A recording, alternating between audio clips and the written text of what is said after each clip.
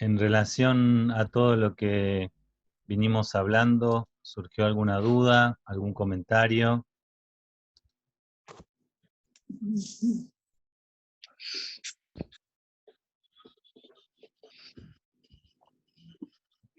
¿Se entiende todo? Sí, a mí, Maxi, ¿sabes qué? Me quedó ayer eh, pensando lo que decía Luis, pero bueno, creo que no lo resolvió, lo dejó como ahí.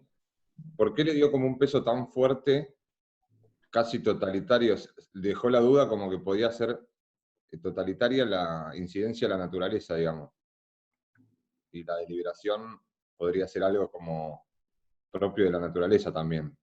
Y ahí como que caes en ese automatismo que nosotros venimos hablando, que no, no parecería ser lo que plantea Aristóteles.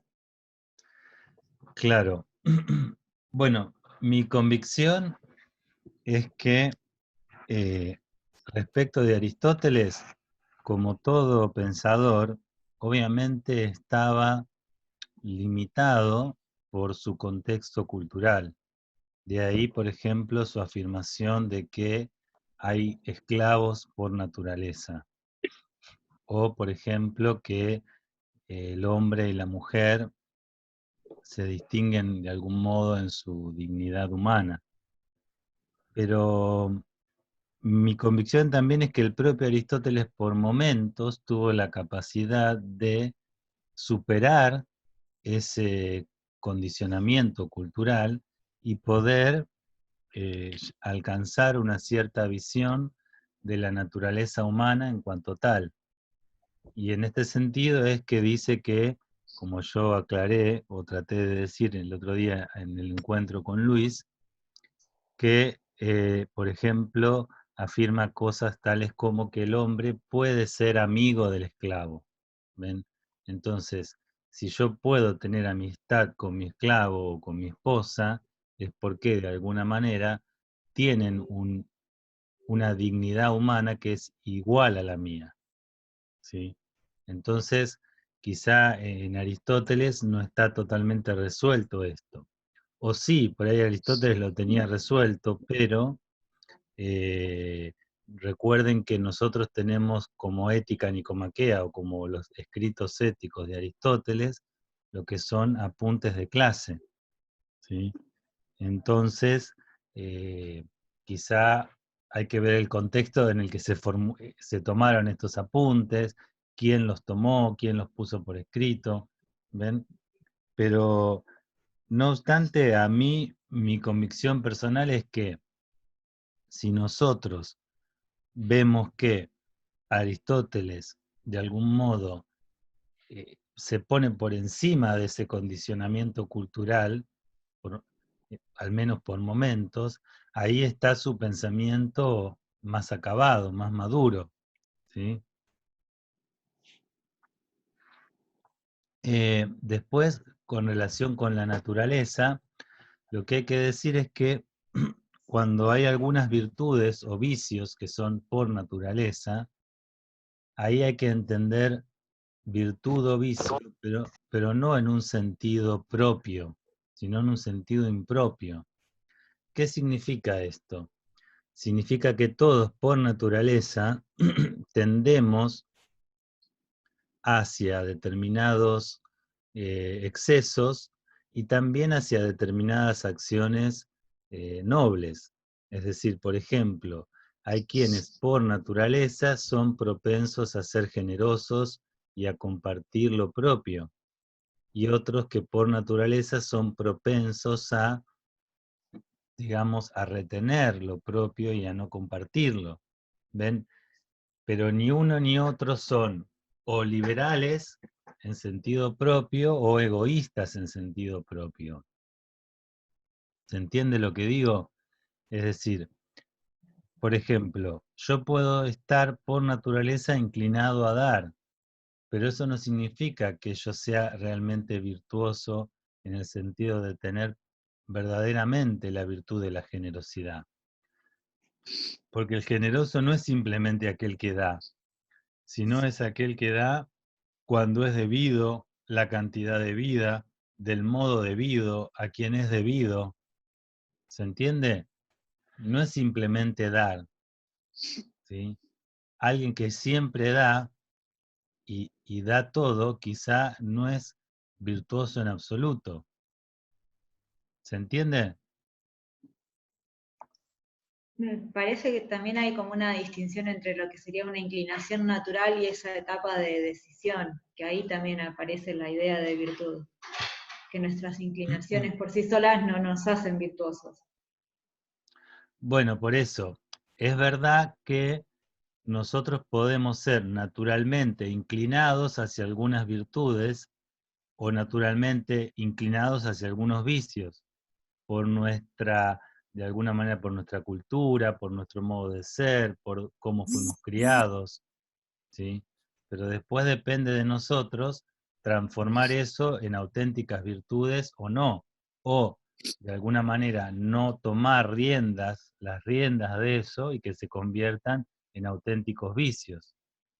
Yo puedo tener una inclinación espontánea a ser un poco egoísta, pero yo puedo dar rienda suelto a eso y, digamos, convertirme en una porquería de egoísta, o puedo trabajar con eso como para adquirir poco a poco la virtud de la generosidad.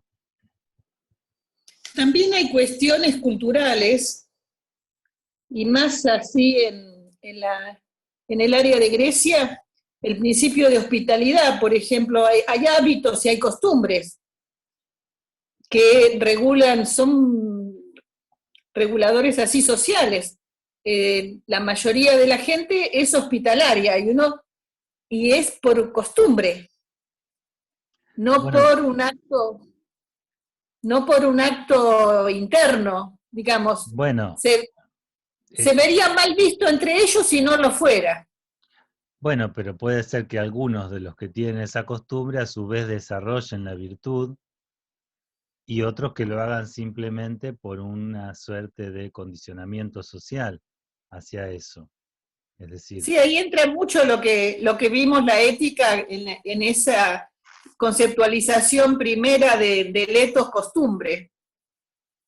exacto, es decir, puede ser que a mí culturalmente, ¿sí?, yo me sienta inclinado hacia determinadas acciones, pero después depende de mí asumirlas y realizarlas como las realizaría una persona virtuosa o no, ¿sí? Porque no es lo mismo ser siempre hospitalario, quizá no es ser virtuoso.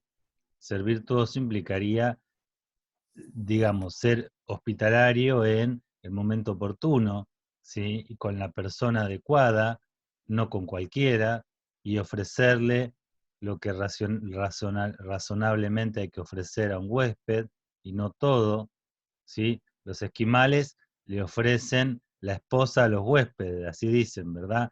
Bueno, eso no parece muy razonable. Bueno, era un chiste, ¿eh? No se enojen. Bien, seguimos.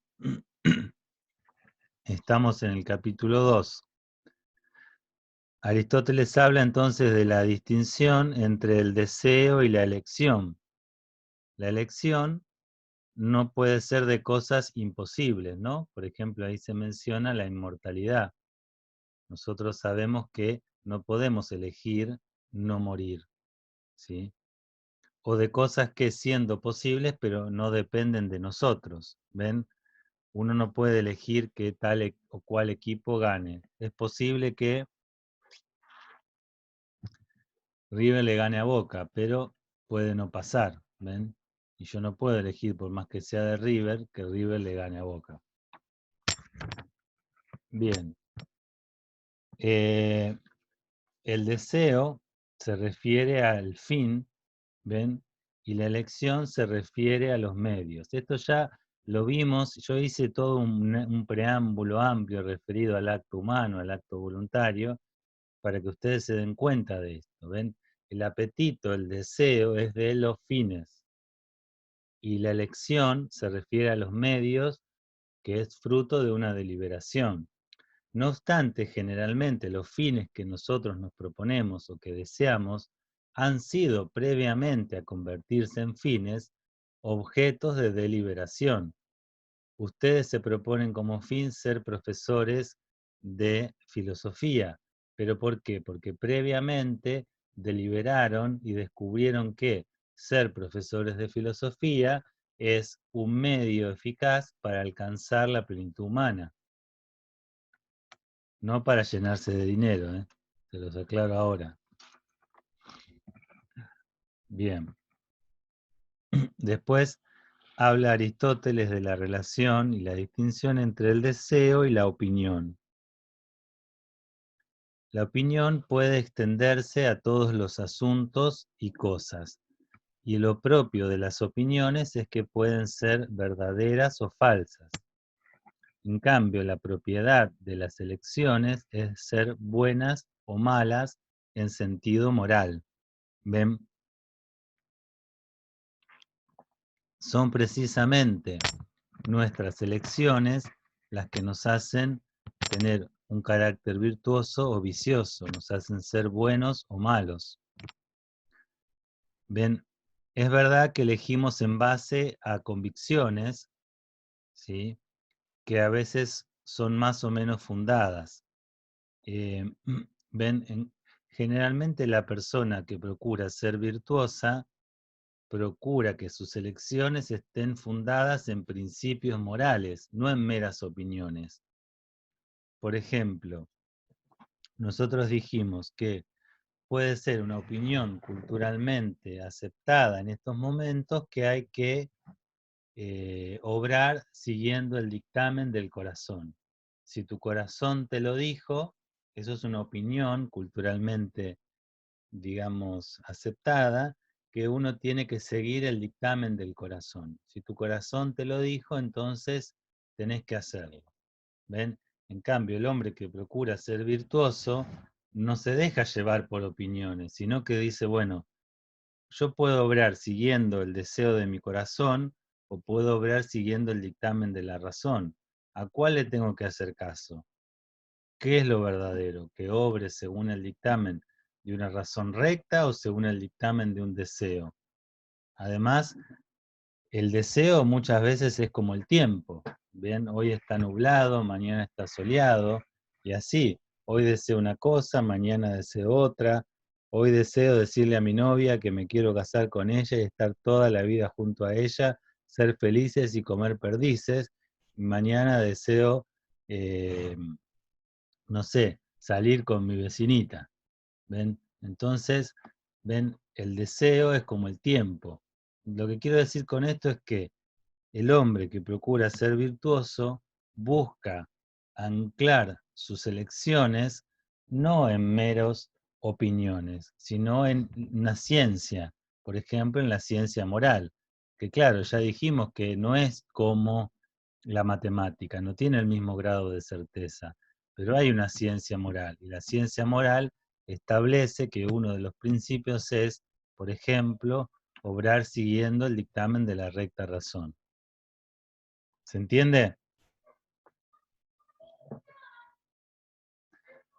Entonces, hay una distinción entre el deseo y la opinión, sus propiedades, una es la verdad o la falsedad, y respecto de la elección, buena o mala.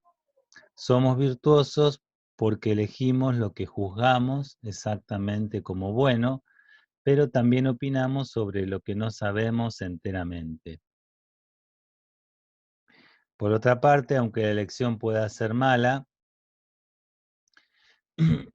la elección debería dirigirse siempre hacia lo bueno y lo mejor. Después dice Aristóteles algo interesante, dice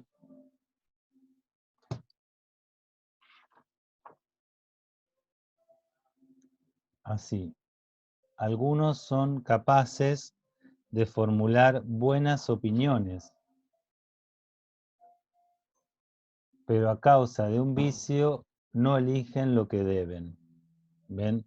Es decir, el hombre, digamos, el hombre incontinente puede ser que tenga una buena opinión, una opinión verdadera respecto de lo que tiene que hacer, pero por un vicio no elige lo que es razonable, sino lo contrario, ¿sí? ¿Se entiende lo que digo? ¿Ven? Entonces, Esto también es de algún modo indirectamente una crítica al pensamiento socrático, que decía que uno, si realmente conoce la idea de tal o cual virtud, inevitablemente va a ser virtuoso o va a poner en práctica esa virtud. En cambio, acá Aristóteles dice, algunos son capaces de formular buenas opiniones, o sea, opiniones verdaderas, pero a causa de un vicio no eligen lo que deben. ¿Ven? Los incontinentes. La elección va acompañada de razón y reflexión. La elección implica, como nosotros vimos anteriormente, sopesar alternativas de diferentes medios adecuados para el fin. Lo que se elige es algo que lo elijo entre otras cosas. ¿Por qué? Porque lo considero como más eficaz. El capítulo 3 habla sobre la deliberación, ¿ven? Y dice Aristóteles cuando comienza, debemos llamar objeto de deliberación no aquello sobre lo cual podría deliberar un necio, sino aquello sobre lo que delibera un hombre de sano juicio. ¿Ven? No se delibera sobre todo, ¿sí? Sino sobre aquellas cosas que fundamentalmente dependen de nosotros. Dice Aristóteles, no se delibera sobre lo eterno, ni sobre lo que es inconmensurable, ni sobre lo que siempre ocurre de la misma manera, ni sobre lo que sucede por azar, ¿sí? Tampoco sobre todos los asuntos humanos. Ven, acá hay que distinguir entre lo que sería la reflexión interior o que en otros momentos lo llama Aristóteles investigación, ¿sí? La reflexión interior o con otros en torno a un determinado tema teórico no es la deliberación moral propiamente dicha, ¿sí? La deliberación moral propiamente se tiene que ver con el orden de la praxis, o hay deliberación también en la dimensión poética, en la dimensión artística, en la dimensión de lo que es, por ejemplo, modificar un determinado material exterior para alcanzar un fin. No hay deliberación sobre lo que es más bien de carácter teorético. Respecto de lo teorético, nosotros lo que hacemos es tratar de contemplarlo y aprender su naturaleza, pero su naturaleza es tal como es y no está en nosotros el cambiarla. Sí, en lo poético o en lo productivo, ¿por qué? Bueno, porque nosotros una vez que comprendimos la naturaleza de un determinado material, podemos deliberar, por ejemplo, que puede ser apto para tal o cual fin. ¿Ven? Deliberamos, dice Aristóteles, sobre los asuntos humanos que de algún modo dependen de nosotros. Deliberamos sobre aquello que está en nuestro poder, o también sobre aquello que podemos realizar por nuestros amigos. Es decir, ¿por qué? Porque lo que uno puede por intermedio de los amigos es como si uno mismo lo pudiera también. ¿Ven? Dice, tampoco, como dije recién, deliberamos sobre todos los asuntos humanos.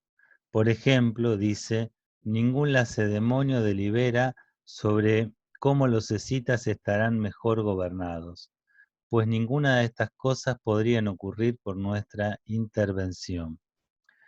¿Qué está diciendo acá? Que la deliberación del hombre virtuoso, de alguna manera, deja a un lado la curiosidad.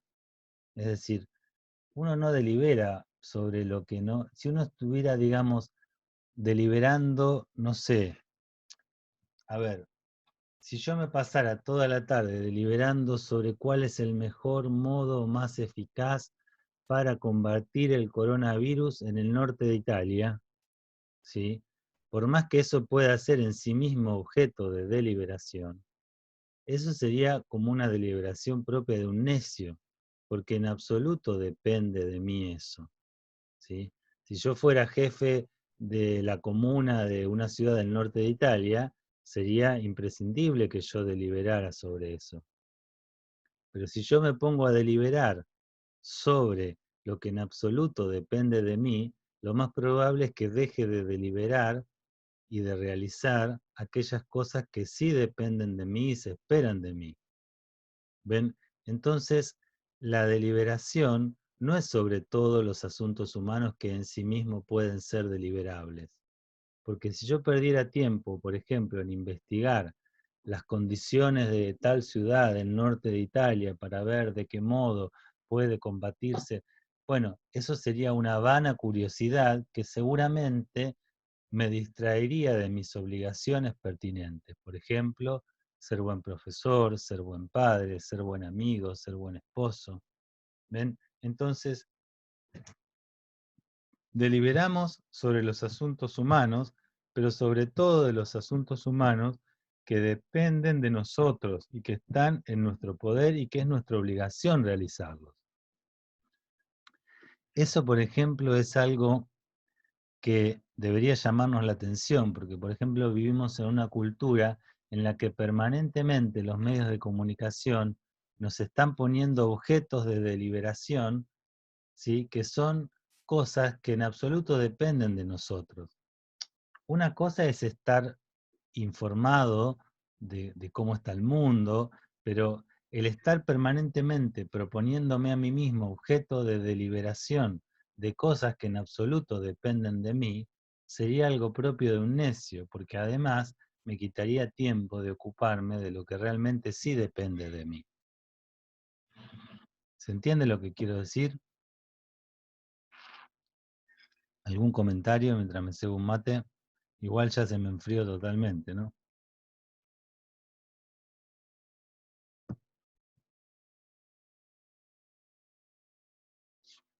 Maxi, sabes que a mí a veces me cuesta distinguir el límite de lo que depende de nosotros y lo que no depende de nosotros.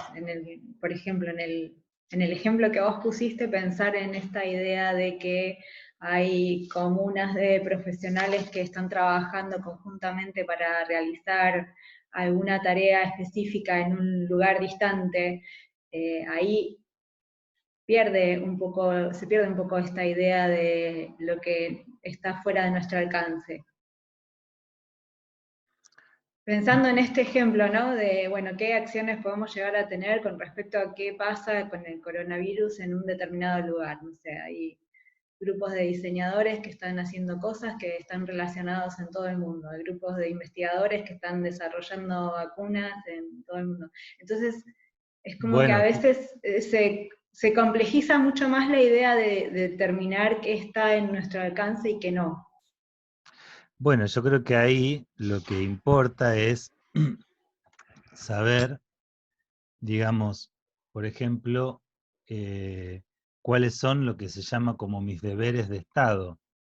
Yo soy. ¿Qué soy yo? Bueno, soy muchas cosas. Soy, por ejemplo, padre, soy esposo, soy profesor de filosofía, soy investigador, soy miembro de una familia más amplia. Y cada una de esas cosas que yo soy implican un determinado conjunto de deberes. Entonces, que, un investigador, por ejemplo, que tenga que, un investigador en salud, un epidemiólogo, tenga que ponerse en contacto con otros epidemiólogos del mundo para intentar buscar una solución a la pandemia, eso corresponde totalmente.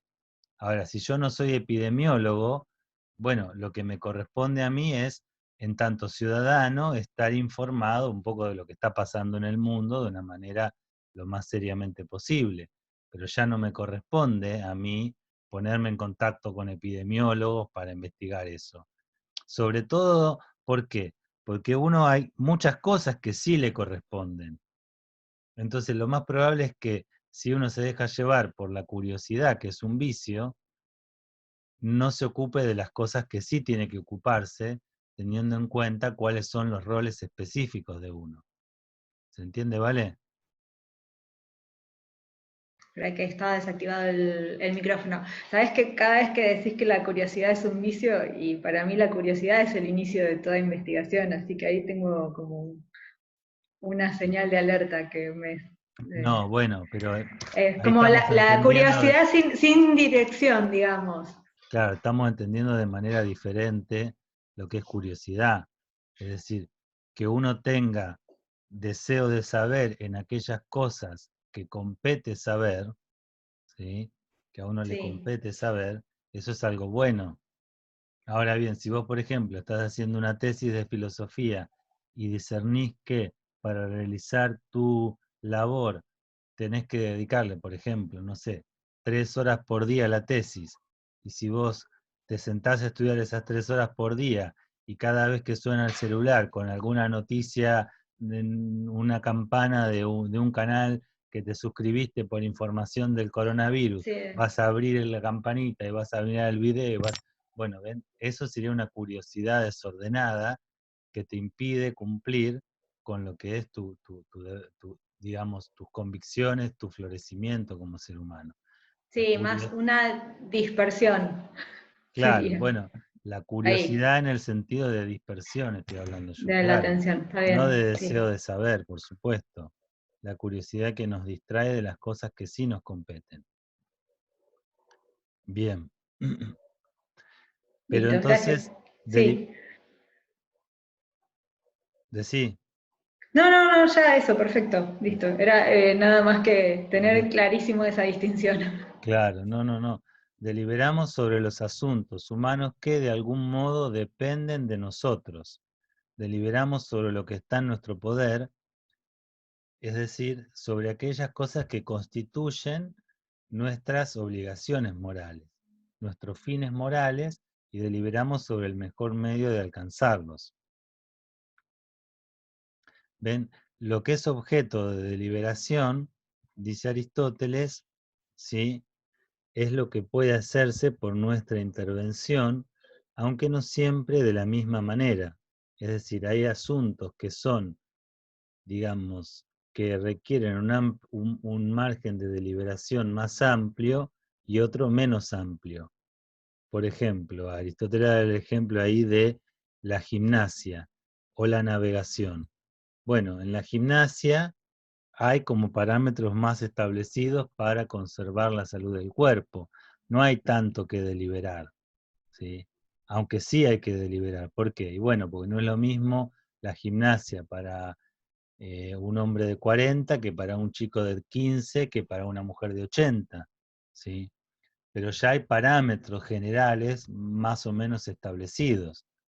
En cambio, la navegación, que tiene que ver con algo muy contingente, que es, por ejemplo, las mareas en un determinado momento, que pueden cambiar porque hay un cambio de viento brusco, por lo que sea, y al capitán de barco le exige mucho más eh, esfuerzo de deliberación, ¿sí? Entonces, deliberamos sobre aquello que depende de nosotros, pero cuyo desenlace no es muy determinado. Por ejemplo, el médico delibera sobre la salud, no delibera sobre curar o no curar, no delibera sobre el fin de la medicina, pero sí delibera cómo alcanzar el fin propio de la medicina, que es la salud, en este paciente concreto particular. ¿Ven?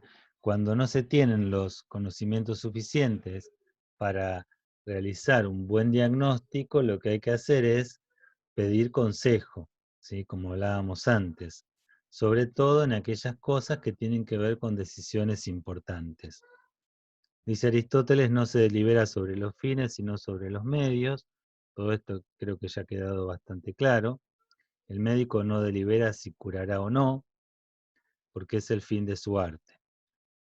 ¿Ven? Y si hay varios medios para alcanzar un fin, por ejemplo, si hay varias terapéuticas para alcanzar el fin de la salud, delibera sobre cuál de ellas puede ser la mejor y la más eficaz. Entonces,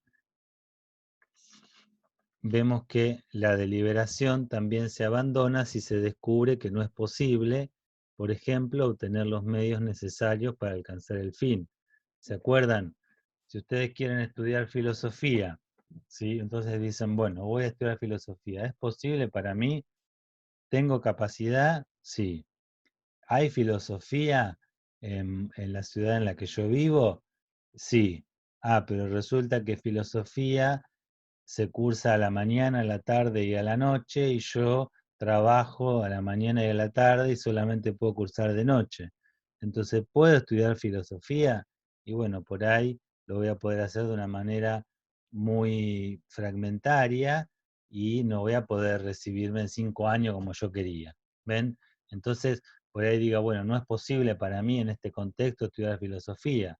Lo que tengo que hacer es, no sé, trabajar 2 años, ahorrar para estar sin, estoy diciendo una pavada, ¿no? Ahorrar para poder no trabajar, o como hice yo, cuando empecé a estudiar filosofía, vendía libros en la calle. Entonces yo vendía libros en la calle y me mantenía con lo que ganaba. Pero cuando yo quería podía dejar de vender, me iba a estudiar y volvía, ¿ven? Entonces lo pude hacer de ese modo, pero en su momento tuve que renunciar a un trabajo estable para poder estudiar filosofía, y así, ¿ven? Entonces uno abandona la deliberación si se da cuenta de que lo que quiere hacer no es posible. Por ejemplo, si yo quiero comprar tal o cual cosa y me doy cuenta de que no puedo obtener el dinero para hacerlo. La deliberación tiene como fruto la elección, ¿ven? Ya que se elige lo que se ha decidido después de la deliberación. Y como el objeto de la elección es algo que está en nuestro poder, se denomina, ¿sí?, a la elección, perdón, la elección es entonces un deseo deliberado de cosas que están a nuestro alcance. Así define Aristóteles al final del capítulo 3 la elección, un deseo deliberado, o sea, un deseo, digamos, una voluntad, ¿sí?, que es fruto de una deliberación de cosas que están a nuestro alcance y que se proponen como medios eficaces para alcanzar determinados fines que son buenos y honestos. Como siempre, nunca avanzamos mucho, ya quedan 5 minutos. ¿Mañana pueden juntarse de nuevo a eso de las 5? ¿Sí? Bueno, si alguno no puede, igual lo grabamos.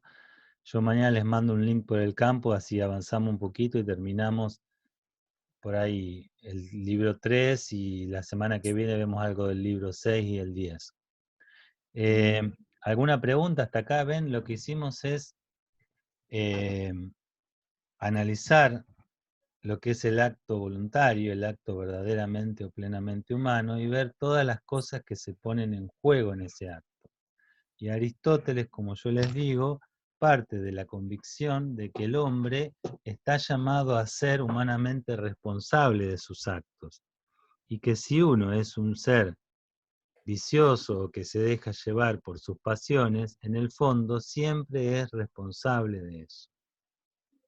¿Hay algo que no les cierra en relación con esto? ¿Que quieran hacer algún comentario? No. Estuvo bastante claro. Me resulta más fácil esta parte que este libro, me resulta más fácil que el primero. Bueno, y bueno, por ahí los comienzos siempre en todo lo más difícil. Vamos a empezar con el capítulo 4, que es algo muy interesante, porque Aristóteles habla del objeto de la voluntad. Vieron, el objeto de la inteligencia es la verdad, y el objeto de la voluntad es el bien o lo bueno. Pero Aristóteles comienza el capítulo 4 proponiéndose una dificultad, una aporía que es de suma importancia. Porque dice, ¿cuál es el objeto de la voluntad?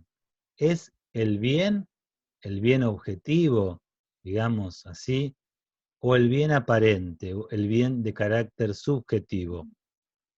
En otros términos, lo que se está planteando acá Aristóteles es, ¿existe lo bueno en términos objetivos o lo bueno es solo aquello que como tal aparece a los agentes.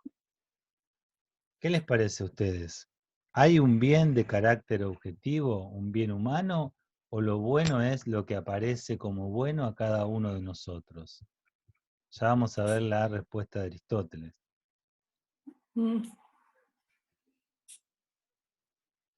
¿Qué piensan ustedes? Nosotros vivimos en una cultura en la cual, ¿sí?, digamos, parece políticamente incorrecto afirmar algo así como el bien humano es algo objetivo, es para todos los seres humanos lo mismo, y esto es bueno y esto es malo en términos objetivos, y vivimos en una cultura que tiende a, de alguna manera, a mostrar como políticamente correcto un determinado discurso que dice, bueno, para mí lo bueno es tal cosa, para vos lo bueno es tal otra, con tal de que nos respetemos, no hay problema, ¿no? Contra gustos no hay nada escrito.